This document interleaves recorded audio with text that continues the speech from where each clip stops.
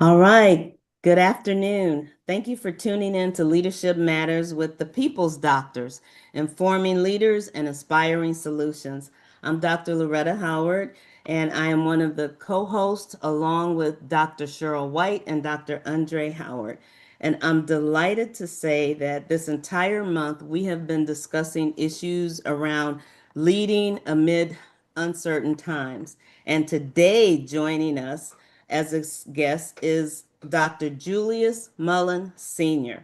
He is the Chief Learning and Engagement Officer for Children and Families First of Delaware. He is also a renowned speaker, professor at Wilmington University, where he enjoys teaching psychology, counseling, education, and prevention science for undergraduate to doctoral level courses. And he's also a life coach, a therapist, and an author. And together with his wife, Natasha, they have an organization called Impact Delaware. So we're very excited to have him in our discussion today. Now, last week, we started asking questions from our audience. So we're going to do that again this week. Going to ask the co host to answer the question. And certainly, if Dr. Mullen would like to answer the question, he can. So, co host, here we go today. Are you ready for the question? Yeah, bring it on. Bring it on. Okay. What do we got? What advice do you have for new leaders that are facing their first major challenge or crisis? Mm. That's a good one. I'll Mm-hmm. just chip in first. I think communicate, right? Ask for help. Reach out to your mentor, your coach. Stay calm, remain in control. I mean, I think those are real basic kinds of things, but sometimes when those emergencies happen, we forget about all of that. And so I would just say breathe, stay calm, and communicate often and broadly. So that's what I would offer up to that particular listener who submitted that question. Okay, great. And Dr. White?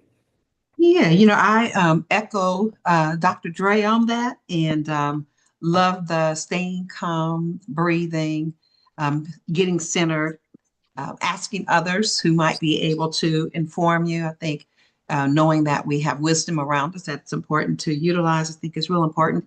And one of the things that just really began to stand out even more and more and more, we had such major challenges such as COVID even, was Mm-hmm. making sure that leaders go back to the basics. And I like to say step back, kind of get the footing and then step up. Sometimes we just go, but stepping back, and while you're stepping back, go back to those foundational principles so that we're making sound and just decisions. So, and I see those basic principles, those basic ethical principles. I want to make a decision that shows that we value life.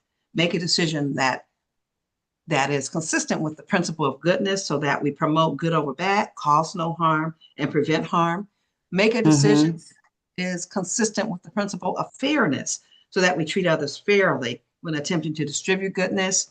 Make a decision that's consistent with the principle of truth so that we're honest and our communication is meaningful and fosters trust. And then remember that, yes, people do have individual freedom, but with that, that freedom is limited to doing what it is you want to do as long as you're not violating those other four principles. And then I also think, in addition to sound decision making, we want to make sure that our heart is engaged and we're practicing compassion. So we'll make decisions and say, how does this decision I'm going to make, does it reduce suffering? Does it increase joy?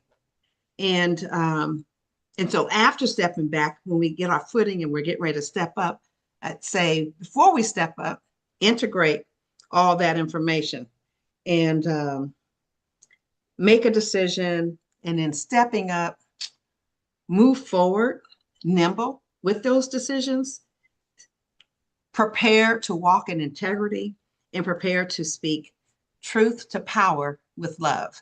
So that would be, you know, I think having lived through some real critical moments in our time, there's just so many times I wanted to say to leaders who are making decisions, hello, could you put some ethics in that? Hello, could you put some compassion in that? And I think that would We know that ethical leadership, compassionate leadership helps us to have healthy environments. And when leaders are making decisions that are void ethics and void compassion, what we get is toxic environments. Toxic Absolutely. leadership leads to toxic environments. So I think that question for me, Loretta, just really, I say, Dr. Loretta, really drives to the heart of what we lived, unfortunately, and to some extent are still living. I Absolutely. want those new leaders to forge the path of, you know, let's return to having ethical and compassionate leaders. Absolutely. I absolutely agree with everything that both of you have said, Dr. Dre and Dr. Cheryl. And the one thing I would add to that is just gathering facts. Communication is so important and Yes. listening to different perspectives. But Dr. Mullen, also known as Dr. J, would you like to answer the question for our listening audience as well? Yeah, absolutely. I'm not sure I have anything mind-blowing additional to add because even the one thing that I had left in my head was gather the facts, and Dr. Loretta, you took that. So I'm I, sorry. no, it's all good. It's all good. I think if I could just high five for just a moment, I think it's important to rely on your heart and make sure it matches your head. Mentors, sponsors, some communities call those folks elders. I think relying on your trusted sources is super important. More times than not, this is not the first go around in terms of leaders experiencing these disruptive forces um, uh, in various forms. So relying on your trustees, so to speak, Hmm. and remembering certainly, I will be remiss if I didn't reinforce the need to uh, those two words, self-care, always been part of this conversation of leadership. We can't talk enough about self-care within the context of leadership because in my work, lastly, it's important to move from the what we call the downstairs brain, which is all emotional and often gets in the way of rational decision making. So moving upstairs to the upstairs brain, I think is very important. And so yeah. Great. Thank you so much. Now, Dr. J, tell us a little bit about yourself. Share some information about your leadership journey with our listeners. Yeah, well, as you said, I have been with my current agency almost 2 decades now, and what a story! I've certainly been blessed and honored to be part of a variety of formal educational experiences from the traditional degrees, and I do have a mix of degree focus of educational leadership and mental health. And I've kind of walked those stairs, so to speak, throughout my career to today. But I have to give the most credit from those forming or formational years being raised by um, the deacon of the church, who I called daddy, and he was my granddad. But he intentionally showed me the way in terms of leadership a long time ago. And one of his most impressive traits or areas of leadership is show the way Mm. and model with very few words with a lot of action. So although I've been blessed to be part of former educational leadership and in my current title and a variety of titles and several degrees, I give a tremendous amount of credit to those forming years where showing the way has been consistent in every single space that I've been blessed to be a part of. I would be remiss not to give Dr. Howard a tremendous amount of credit and also being exposed to so many formal opportunities and not only formal opportunities, but connecting me with other amazing leaders across the country, such as Dr. G, Dr. White there, and many others. And lastly, I think it's important to not only be exposed to those learnings and academia and intellectual experiences, but you got to use them in a way that's bold and not being fear, not having a fear of failure as well. So I like to kind of highlight those forming years mixed with the more formal educational experiences. All right, thank you. I'll turn it over to you, Dr. Cheryl. Okay, I was enjoying just hearing you share that rich experience that you bring, and certainly can relate to the church experience and having me think back on my grandfather as well, who was a Baptist minister. So there was a lot of learnings in the family, Right. and in that church arena too, where we're kind of thrust into leadership. What types of uncertainty, Dr. J, have you actually had to navigate during your leadership journey? Yeah, one story I always share, particularly recently, is a story that, speaking of elders, a CEO of a particular organization, and we were discussing strategy and grappling with some of the challenges that many agencies and companies and businesses are facing today. And a matter of factly, she responded to me, said, "Baby, we've been dealing with challenges and changes, and you call it disruptive forces, whatever you call it. We've been dealing with change for a long time." So I think embracing and recognizing that change will be constant. It may look different. So it's been a variety of challenges in the spirit and the name of change that I've been dealing with, not only me, but every system I'm a part of, whether it's my home system, my community system, my nonprofit system, my church system. So change has certainly been the centerpiece of all of those spaces. And I think I know the advice that we heard from several of you in terms of how to move through those changing and challenging times is very important. So I'm not sure I can identify one specific change because they're varied and boy, are they constant. Thank you. Yeah.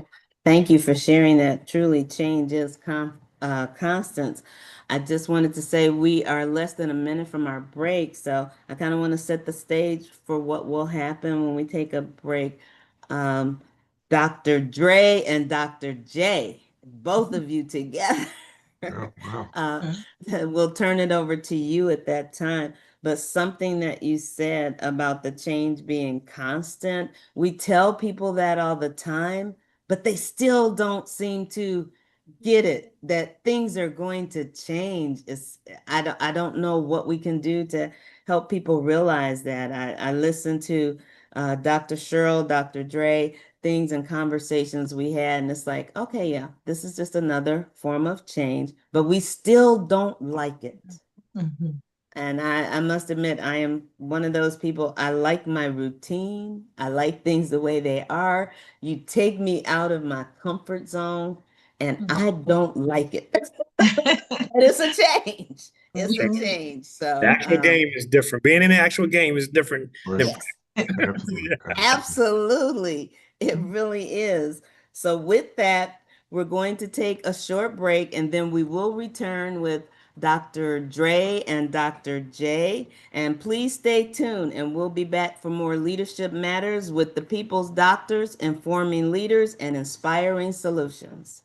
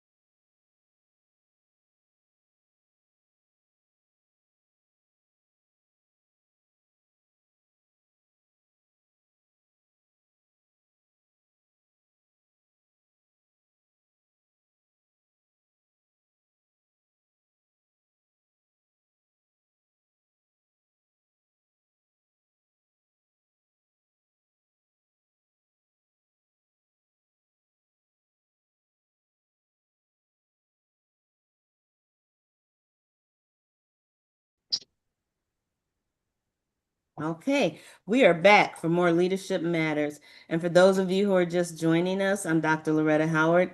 And today I'm with my fellow co-hosts, Dr. Cheryl White and Dr. Andre Howard, and our very special guest, Dr. Julius Mullen Sr. Speaking of change, if you were listening to us, we're going to change just a little bit and go to the second question from our audience, and then I'll be turning it over to Dr. Dre and Dr. J. So, the second question, if you are ready, what role does emotional intelligence play in leading teams through unpredictable situations? And how can leaders cultivate it under pressure? Mm. That's another powerful question from our audience. I think emotional intelligence is this thing that really is kind of a leader needs to have, right? I mean, they can have all of the brain and the wits, and they can be a shaker and a mover, but without a certain level of emotional intelligence, they can't read the temperature of their team that they might be leading. They can't recognize when folks are overwhelmed or checked out, or when folks are losing confidence or competence. And so having that level of emotional intelligence for leader is key, critical, and it needs to be developed. It's cultivated, needs to be nurtured as part of that process. And I think that's really what it comes down to, is really being able to recognize, your team where they stand, but more importantly, yourself as a leader. When you're becoming overwhelmed, or when uncertainty is just slapping you in the face. I always talk about the pause and name it technique. When you're feeling stress rising as leaders, take a moment to identify what emotion you're experiencing and why. And the simple act of kind of labeling emotion helps to activate that rational part of your brain and kind of reduces the intensity of an emotional and over contemplated response as well. So I think that to me is golden for leaders. You have to have EI. You have to have it. So. Yeah, no, I would certainly agree with that, Dr. Dre. I think cognitive intelligence is certainly important. And just as important is our emotional intelligence, having that self-awareness. So in that sense of pressure, we have to really be able to self-regulate. And it's hard to regulate if I'm not aware of myself. And just like I need to practice self-awareness, I need to practice empathy and being able to be socially aware of others and aware of the environment that I am in. And both of those, my being able to be aware of myself and self regulate, as well as being aware of others, then allows me to respond in a way that hopefully will influence situations, helps me to position myself to be able to help calmly address what conflict might be at hand, foster that teamwork that may be necessary, as well as be inspirational and inspire, being able to look beyond whatever the immediacy of the challenges are to the possibilities that rest on the other side. So I think appreciate that question, and want to definitely make sure that we are emphasizing that, yes, cognitive intelligence is very important. People need to be able to think and reason and analyze. And at the same time, they've got to be aware of themselves and others and navigate accordingly. Dr. J, I would like you to answer the question. I hope you want to, because I know that you actually do a workshop on emotional intelligence and cultivating it. So would you address that question for us as well, please? Absolutely. Thank you, Dr. Loretta. And I agree. That is a fascinating question that cannot be talked about enough. I want to emphasize something that Dr. White said, and it's this concept of practice. Because I think some of us, I mean, people are so different, right? Some of us are innately and naturally gifted the day we were born in EI or EQ. And then there are others who may grapple with that particular skill set, that it just takes practice in nurturing those muscles and to check in with those people who are closest to you and you are responsible for supporting, guiding, or leading, to give you some feedback in terms of how am I doing in this EI or EQ space in terms of showing empathy? How am I doing, making sure that I am galvanizing a sense of team and I'm collaborating and I'm showing compassion? And most importantly, and Dr. Howard mentioned this, most importantly, you have to look in the mirror and be honest with yourself in terms of to what extent are are you taking care of yourself in a way that you're able to build those emotional intelligent aspects in a way that's helpful to everybody else, but mainly to you. I agree with everything all of you have said, and I'm glad you kind of brought that together, Dr. J, because I was thinking about how you mentioned self-care before, and self-awareness is definitely a part of that, your own self-care. So I have nothing else to add. I'm turning it over to Dr. Dre. All right. Thank you so much. And I hope our audience is getting some real good nuggets here because this is golden. I'm taking notes myself, so like wow. This is great stuff. Dr. J, again, it's so good to have you on the show. And again, you know, I've learned so much from you throughout the years as well as part of that process. So accolades and kudos to you for being a mentor, a leader, as well, and just dropping those nuggets of knowledge across the nation. So appreciate you. But here's a question. Let's get to the real deal. Here's a question. Given kind of our current environment, you know, lots of challenges our organizations are facing across the sector. You know, and there's ups and downs and stops and goes, and our communities are changing, and people in the organizations are changing, and there's generational differences. There's a lot of stuff taking place. How are you addressing all of this stuff in the face of this big piece called uncertainty within your own environment in the organization? Yeah, what a question, Dr. Dre. I think it's important to first look in the mirror and acknowledge where you are cognitively. We just talked about emotionally, where you are in terms of the alignment with your heart and your head, in responding and understanding and grasping what's in front of you from an organizational perspective. I think it's also very important to, as we indicated earlier, to lean on those who you trust.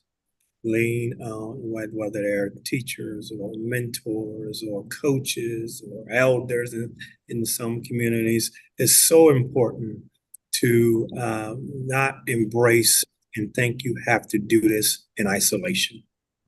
I think that's really good and solid mental health for one, because it sends a message in every part of your body, cognitively, emotionally, physically, and all those developmental aspects that we all have to face.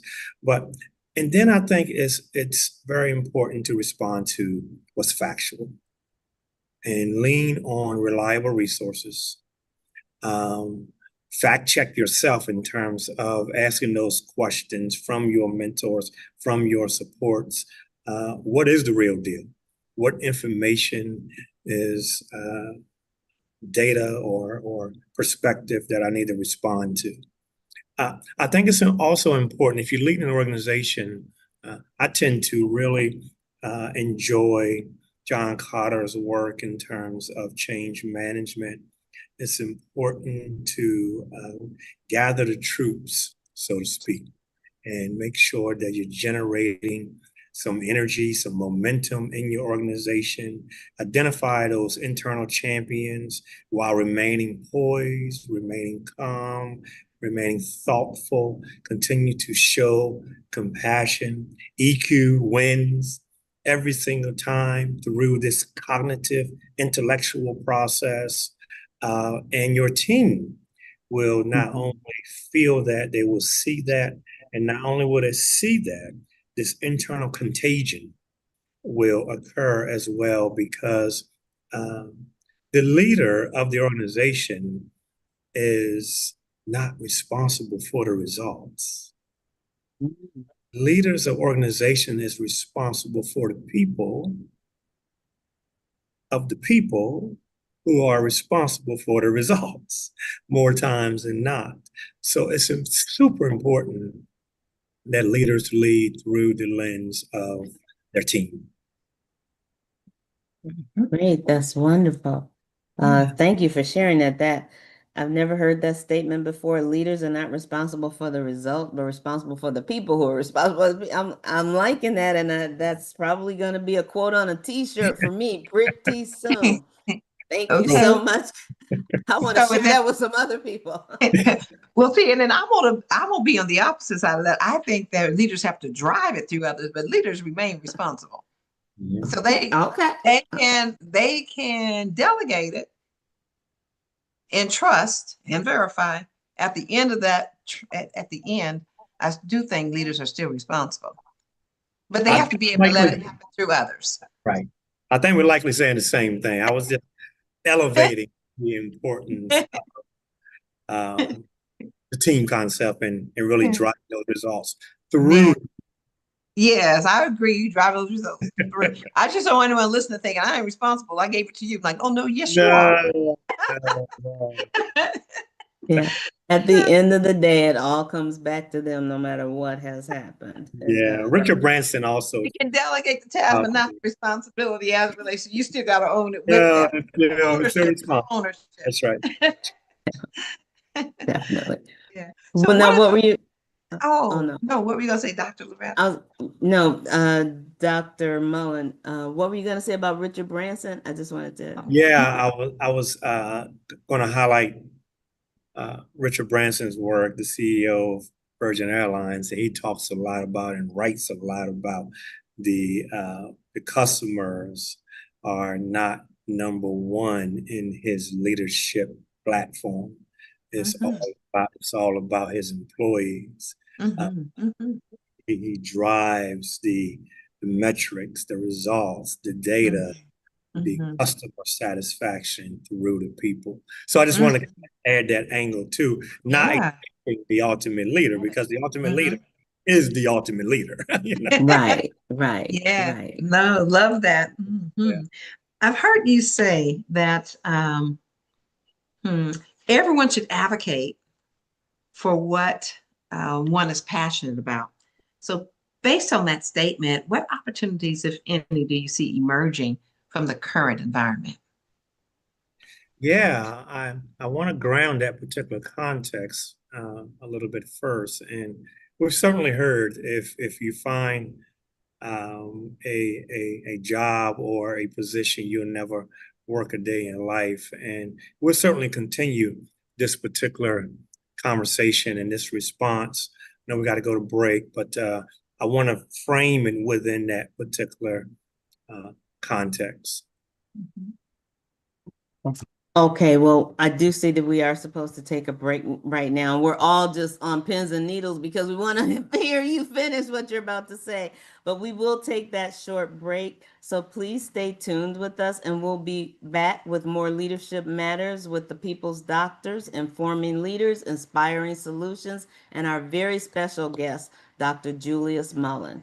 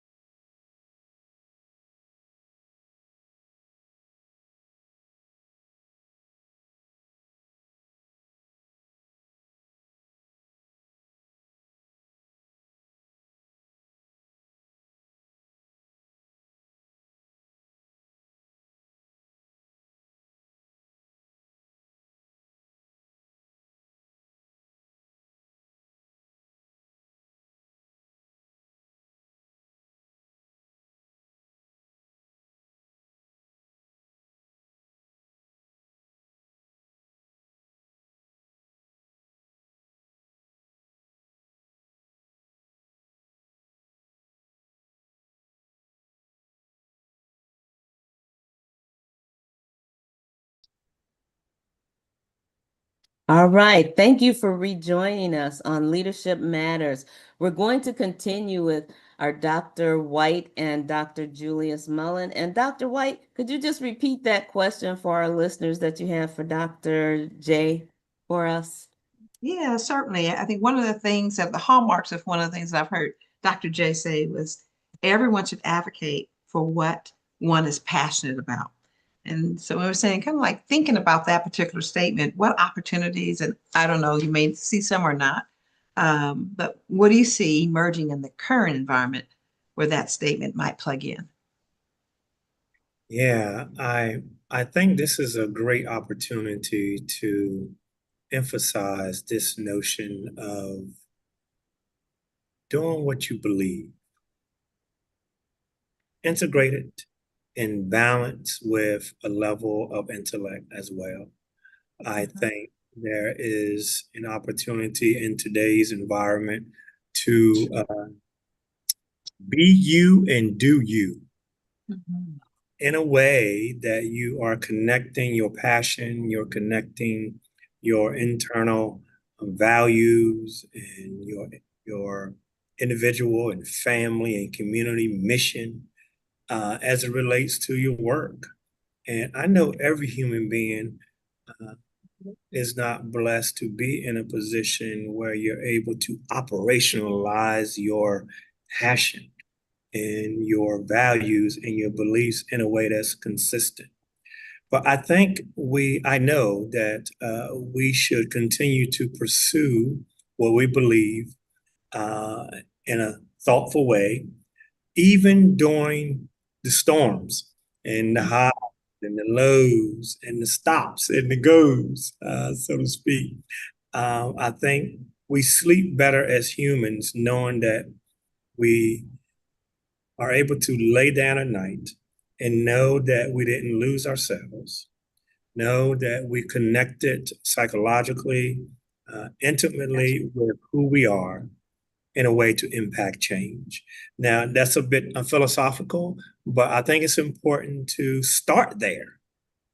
And then you go into what you know in terms of best practices of leadership, regardless of what the external force look like. Because our bodies and brains don't necessarily care what the name of the change and the stress and the force is. It's important that we stick to what we know works. And more times than not, what works is aligned with who we are and our values and our passion. I appreciate that. I have to say that's something I say to my husband all the time. He'll say, I'm thinking about doing this, this, that, and the other. I say, be you and do you, as Mhm. long as you don't violate our marriage. Uh-oh. Uh-oh. Yeah. No, We I like appreciate the that. depth of I appreciate the depth of your answer. Yeah, What stood out to me was be you and do you. right. Right. Right. Love it. Love it. Oh Yeah. goodness. I should have worn that T-shirt. I got a T-shirt. Right. Right. Oh, wow. Yes. That's great. Excellent. Dr. Dre, I think Yeah, you got Dr. Jay, again, just a great discussion. But I know one of your training topics is leading through change, and you kind of discuss how you to inspire and you guide teams through uncertainty. So this is in your field. This is great. But I've got a question that continues to just knock on my back door. How is it possible, really, for a leader today to be inspiring through change and uncertainty? I sometimes find myself kind of in a doubting cloud that even goes together. But love to have your insight in terms of how would you respond to that? Now, I can give you the science that you all already know about. But personally, I would like to submit that response within the context of faith. Okay. Okay. Without my faith, I'm not sure I would have been able to sustain, pick up the pieces, stay focused, continue to operationalize emotional intelligence, Mm. relying on best and the brightest leadership principles in town, being able to sustain a level of self-care that's meaningful. It's all driven by a level of faith. And that source is so significant, it allows me to go and access the stuff, so to speak. The resources, the mentors, the coaches, what we've already talked about. But my center tends to be driven by my individual faith. When the lights become very, very dim, or even shut off in some areas. Mhm. When I was young, we had the lights cut off every now and then. but we knew through our faith that the electric bill would be paid Right. after a while. Right. So I believe that same type of sentiment now, that you have to believe that the lights will come on Absolutely. after a while. Absolutely. But they will not come on by sitting still and Right. sitting in the house. That takes a level of faith, but also strategy and work. Right. Absolutely. Yeah, Dr. J, my mama used to say that's what we call saving energy, boy. Saving energy. That's what we do. Okay, mama. You know, you Save chuckle. energy while you're saving the dollars. Yeah, that's right. That's right.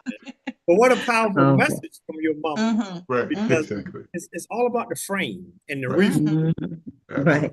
Right. Absolutely. After the rain, the sun will shine. There you Yes. go. Yes. Absolutely. Yep. Mhm. Dr. All right. Cheryl, I think we're on to you again for a question. Yeah. Pulling in all of those wonderful expertise that you bring to us, Dr. J. We know that you also are a licensed professional mental health counselor.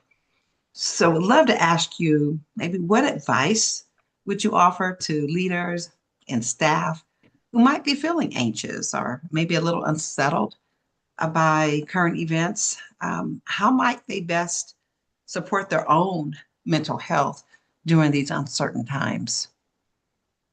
Yeah, you know I love that question. And we pointed to some of those strategies. I won't necessarily recap in terms of self-care, looking in the mirror, emotional intelligence, relying on our trusted supports. But in my community, in my family, mental health support is not always at the top of the tier in terms of support. There is endless research and perspective conveyed about mental health stigma. Uh, I will continue, and people like me will continue to raise the bar around messaging around mental health awareness, anxiety, depression, addiction, trauma, suicide, in a way that it opens ears and eyes differently, that will reduce that particular stigma. Because I think that's important work to help to be the bridge in terms of normalize mental health challenges, whether we call it stress. I was talking to a bunch of teenagers, which I think is very important too, to continue to bridge cross-generational momentum and learn from all generations, and bring them, invite them, ask them to come to the table to help solve some of these world problems, so to speak. And mental health is one of them. And lastly, around responding to mental health, I had one client, and this really sums up the normalcy of mental health. I had one adult male client, and he said, "Man, I really don't believe in this. My wife just made me come because we're dealing with some stuff, and I'm here because she told me to. I don't really believe in this shrink stuff." Right. Then about 3 sessions later, before we even get started, he would be in the recliner, kicked back with his grape soda. So, and I said, "What happened, man?" He said, "I wish I would have known that counseling was like this. Yeah. It's like talking to somebody who you trust. They can't tell your business. They don't know your family. They don't know who you go to church with. They don't know who you date. But I can come in here and unload and learn a coping skill or two and go back out to the world and do my thing. And he really summed it up in terms of addressing this mental health stigma. So not being afraid to take that first step to talk to someone in a professional capacity. Mhm. I must admit, I am so glad to hear you saying that about the mental health, especially certain populations who just didn't believe in it. Families just like, nope, faith-based families, and that's it. But why can't they work together? There's no reason that they cannot work together. So I am so glad to hear you say that. And just thinking about, what you're saying, reflecting on your own experiences, navigating through periods of uncertainty. I'd like to know what key lessons or insights you feel that have stayed with you. Now, I know the deacon, that stayed with you. I know that stayed with you. But just thinking about that, what would you want the listeners to take away from some of those moments?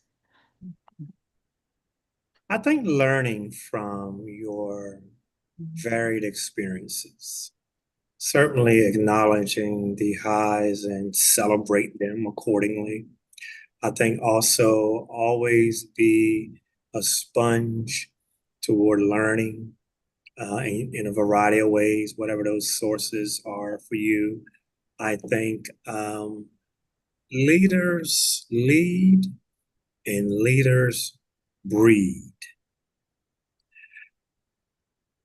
Sorry, Dr. Howard, but I got to go back to another nugget from my grandfather. He said, if you're not helping anybody else, you really ain't hitting on nothing. so, so that was a message. Always reach back and read others in terms of help other leaders to be leaders based on their passion, based on their heart, based on what they believe in. That's great. This conversation is just so rich, just hearing all the things you're saying, and it brings out a lot of emotions. I know just from some friends of mine just who have been experiencing some things and been trying to encourage them. Seek a mental health professional, keep your faith, but it's okay to talk to someone. So I am really just feeling wonderfully blessed to know people like you now and Dr. Cheryl and even my own husband who that understand the importance of that mental health care and talking to someone who may not know who you go to church with and you comfortable enough to drink your grape soda and your bag of chips too. With that said, we have to take another short break. But when we return, we will have our Dr. Dre sharing again and asking a question of our Dr. J as we pivot a little bit. So please stay tuned and we'll be right back with more Leadership Matters with the People's Doctors, informing leaders and inspiring solutions.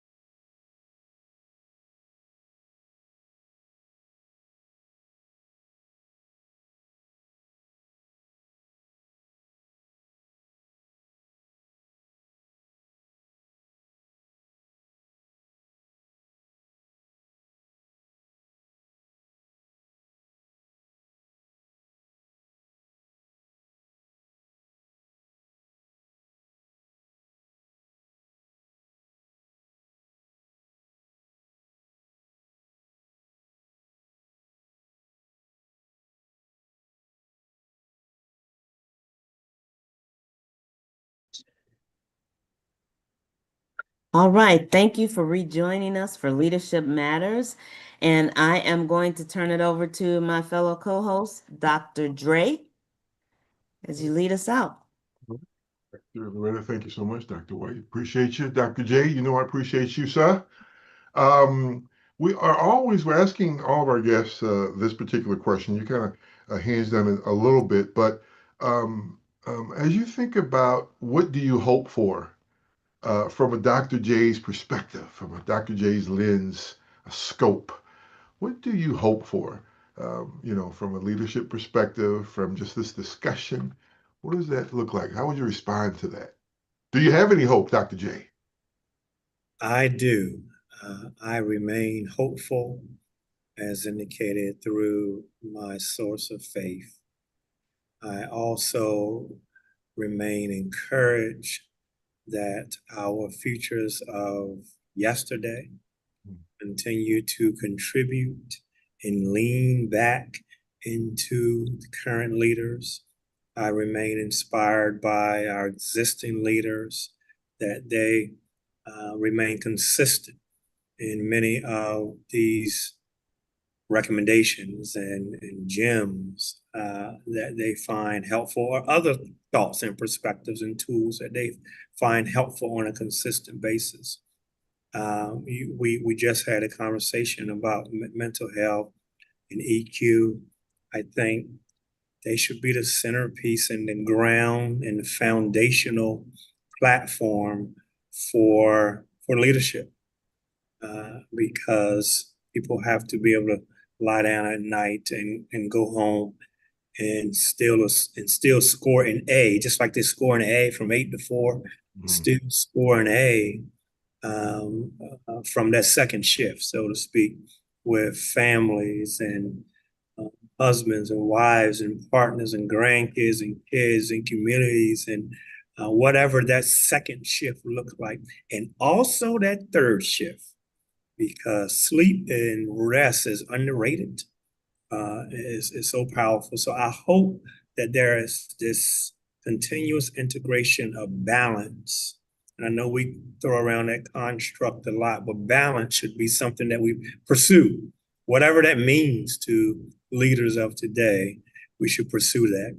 And then lastly, leaders of tomorrow is very important, from kindergarten all the way to on collegiate years, and Right. preparing leaders of tomorrow to do what they believe, be you, do you, Right. that they're helping others and become experts in that particular space. So I think that consolidated thinking and application causes me to remain hopeful regardless of any challenges that we face. Right. Absolutely. Absolutely. Great response. Thank you, Dr. J. Just appreciated this conversation. Excellent. Dr. J, before our segment ends today, we'd like to know any final thoughts and tips that you have for our listening audience, and also how can they connect with you? And if you could take just, I'm looking at the time, a couple of minutes just to share with us about the 3 children's books that you've actually published. Wow. Thank you for that. I would leave this concept of all of us this is the one tip that goes along with Dr. Dre's question as well, in terms of, if you want to consolidate all of those thoughts into 3 letters, all of us should aspire to be MVPs. And the M is, when we find meaning in our work, the rest becomes so much easier. And not only finding meaning, when we're valued by our space, our organization, our colleagues, our leaders that we're responsible for reporting to, so to speak, is super important. And then participate based on your God-given gifts. If we all can continue to be MVPs, because we all have it in us. So that will be my lasting thought for all leaders. Shoot for those to be an MVP. My wife and I have been, she has a very similar story, but different in terms of embracing lived experiences in a variety of ways. But we felt responsible, and I say that word, I don't take that word lightly, but very intentional. We felt responsible for our own living room. We felt responsible for our extended family, our community, peers, our friends, to not only achieve educational pursuits and accomplishment, but continue to message in a way that it opens ears and eyes in our community. So we wrote 3 children's books. Wow. And the first one was through COVID, and we wanted to speak for kids. And we had all these experiences from kids in general saying, I don't care what's going on in the world. And don't worry about where I come from and what I look like and this and that. Love me. Just love me. So we wrote a book, and then we tied to the neuroscience and the mental health and trauma-informed care, all the buzzwords. We wanted to translate that in an elementary way. So we're big on all the BS, brain science. Another new acronym. Wrote it in a book called I Got a Big Brain, How Adults Can Literally Build Children's Brains. Wow. And lastly, I've been very honored to work with almost 500 boys in the last 20 years, starting from the 3rd grade to life. Not just a program. Once you're in, you got us. And my wife is working with girls in the same context. Where I wrote a book called I Will Man Up. Wow. In the space station. That's great. Yep. Great. Wow. And how can people contact you? Yes, you can contact me through my former organization, Children Families First, cffde.org. You certainly can access me on my personal website, drjuliusmullen.com. That is drjuliusmullen.com. And you'll be able to access me that way as well. Great. Thank you so much. This has just been a great discussion. So to my co-host, any final thoughts before we wrap up here? I just love the emphasis on hope, vision, and faith, and how important those are during uncertainty. So thank you so much, Dr. J. We've enjoyed having you on today. Yeah, definitely, Dr. J. And Absolutely. again, kudos to you. Again, just the work you do is inspiring. So keep reaching for the skies, man. So just wonderful. Just a wonderful leader. So excellent. Appreciate you. Thank you. Always pleasure. Dr. J, thank you for the MVP. Have meaning, value, and participate. Yes. I love that. And BS, brain science. Right. So, that's no BS. thank you. Exactly. I know. Whole new meaning now.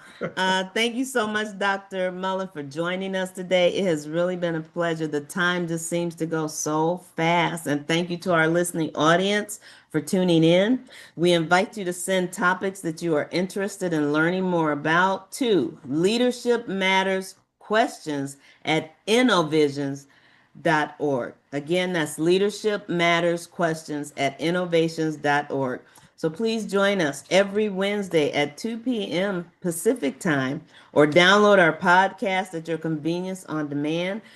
Until you join us again next week for more exciting topics and the next exciting episode of Leadership Matters with the People's Doctors, who are informing leaders and inspiring